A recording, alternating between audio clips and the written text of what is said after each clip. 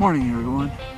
We've been having some serious flooding out here. What it usually does is just wash out the roads, but there's a community out named Meadview, Arizona. They've lost power and water, and they're under a boil your water notice right now. Anyway, I got 3 trucks. This one rear-wheel drive, not 4-wheel drive. Needing some engine work on the heads.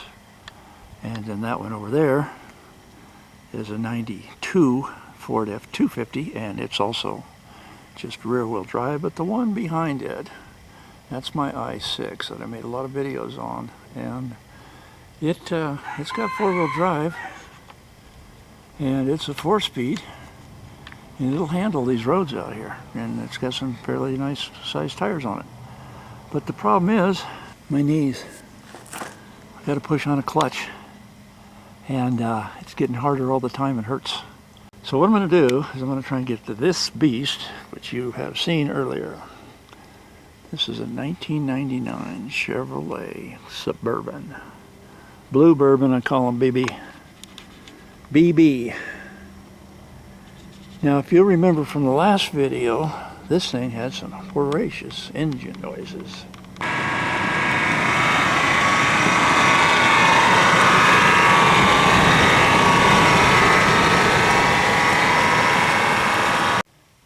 Now BB came in here with no coolant in there and nothing in the radiator that I could even see down in there.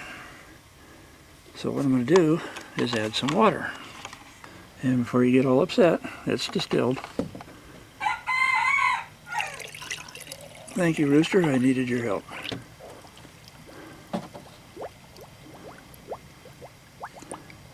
I would say it's thirsty. It's going somewhere.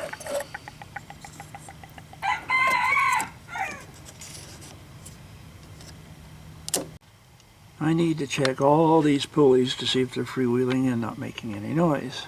Back in the day, engines were designed with a redundancy system with the 2 V-belts, maybe 3 sometimes, to where your water pump would always turn if you broke a belt.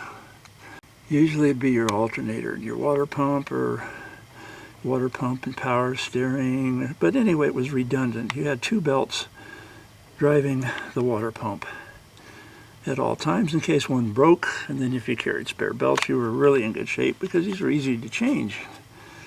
But in the 1980s, early 80s, I believe, they started coming out with this belt. And this belt here was designed to be more efficient, not slip, and reduce the stress on all of the pulleys. The sacrifice there is you lose this belt, you're dead in the water. So there you go. So what I want to do now is check my pulleys, spin that one, it's okay. Wow, that's beautiful. Wow. That might be a rebuilt alternator. This is the one I was concerned about. I could have swore it was. Look at that. Boy, was I wrong. I don't need to do nothing with that one.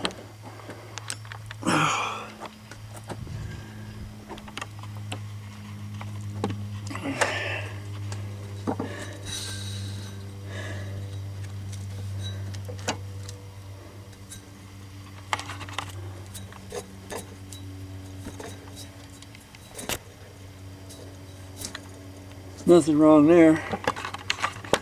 Okay, I go get something to stand on. Let me see if I can get those.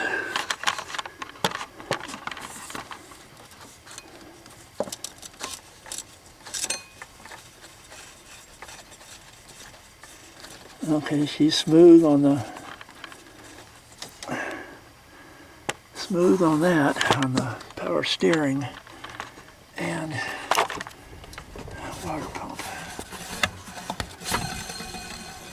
It's spinning around on the belt, but it does not wobble.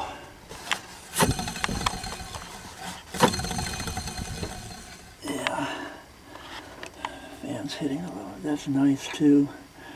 They're all doing well. Only thing that remains now is put this belt back on and look at it. And the belt looks good. For those of you who don't have a label, this is a 1999 Suburban.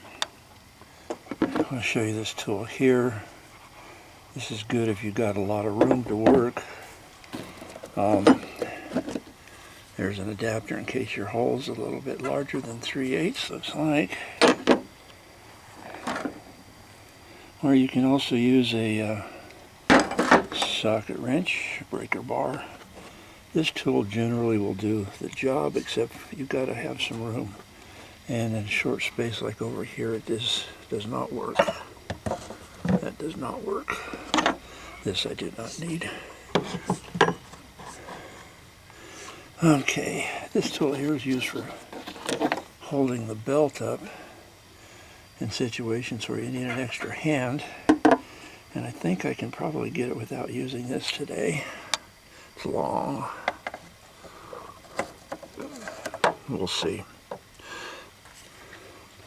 I think I'll use my socket wrench and put it back on. I'll show you how I did it. Let's see, let's give it a trial here.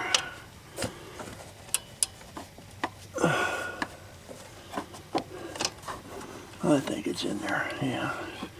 So you can see how that pushes. So what I have to do, make sure the belts are on over here.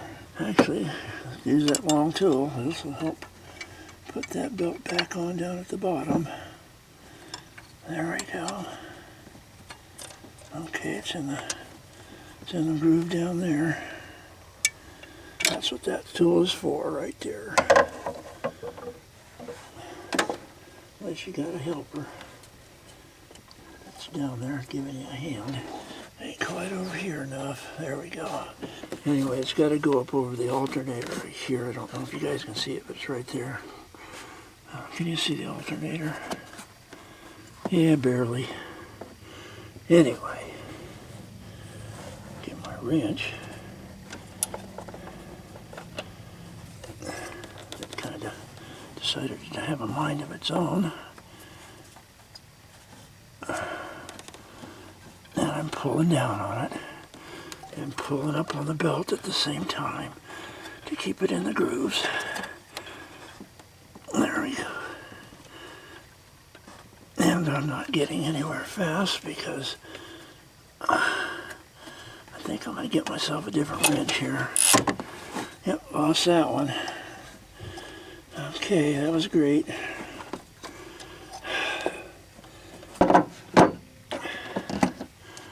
Okay, breaker bar time. Get in there. There, like that.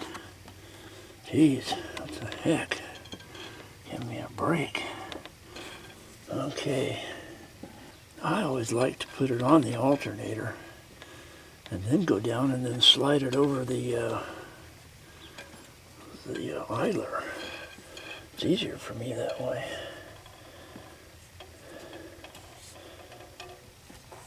The idler slides pretty easily. With my thumb, I can get it over that. Check it on the alternator. While I'm holding it down, I want to check everything. Okay, then I'll let it back up. It's got tension on it now. A little breaker bar seems to fit the bill better on this car, engine, truck. This long tool is really a good help though. Let me move my light around.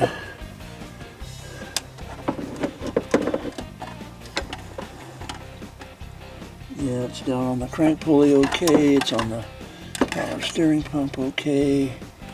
It does seem to be, everything seems to be okay. Okay. Well, I changed the oil. I told you that already, in the filter. I want to look at that transmission fluid again because I was in a hurry the other day. Oh, almost forgot to say, I fixed the power steering. Yeah, all I did was that repair in a bottle. that should last a little while until I have to fix it again. So thanks again for watching. Hope all your repairs go well, and bye for now.